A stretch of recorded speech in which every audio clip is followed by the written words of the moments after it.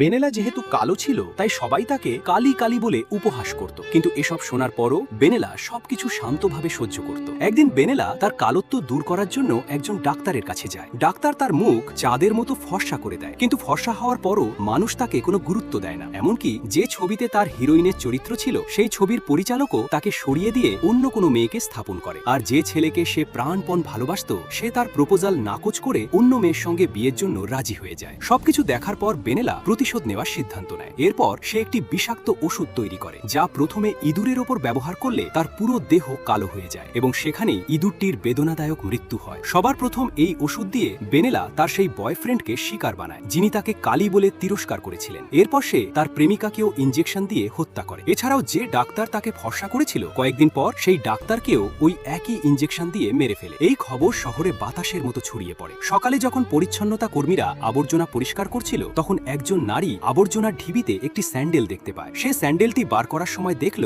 একটি মেয়ে পুরোপুরি কালো হয়ে আবর্জনার বাক্সে মৃত অবস্থায় পড়ে আছে। এটি দেখে সে সঙ্গে সঙ্গে পুলিশকে ডাকে।